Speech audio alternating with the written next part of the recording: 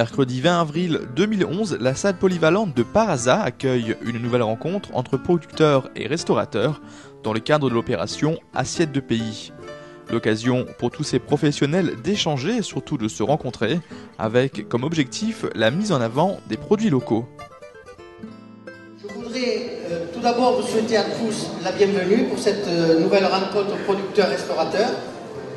Depuis 2006, le pays touristique a mis en place l'opération Assiette et Café de pays.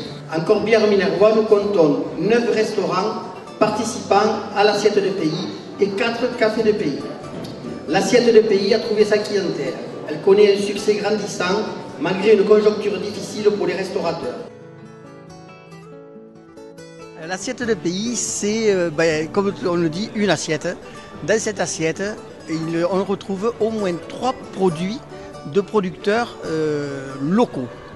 Au moins 3, c'est le minimum qu'on exige par la charte de la Fédération française des pays touristiques.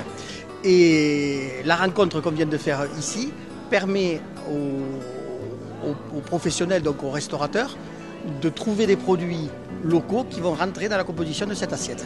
J'ai fait le tour avec des amis restaurateurs, avec des producteurs, et de la vie générale, c'est une grosse réussite.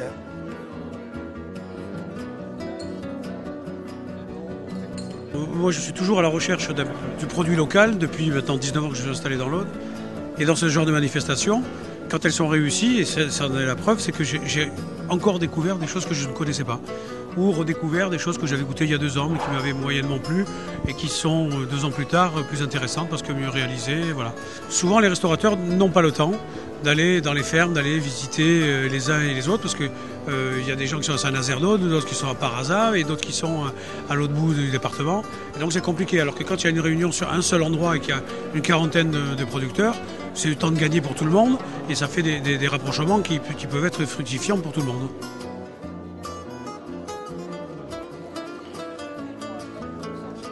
Le Club Table et Vin rassemble des professionnels de la filière viticulture et donc des restaurateurs. Nous avons à peu près 50 restaurants et 70 vignerons.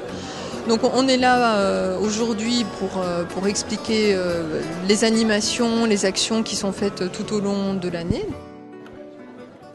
Au travers de l'Institut d'études Occitane, c'est toute une histoire qui se joint à l'opération Assiette de pays.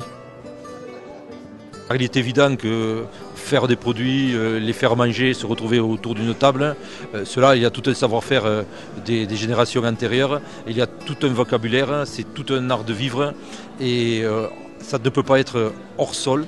Et donc la compréhension, l'utilisation et la référence à toute notre richesse linguistique, culturelle et historique va de soi, même si cela doit être promu. C'est l'une des raisons de ma présence, d'avancer dans cette direction ensemble, le monde qui parle la langue et le monde qui travaille et aquellos qui viennent ici.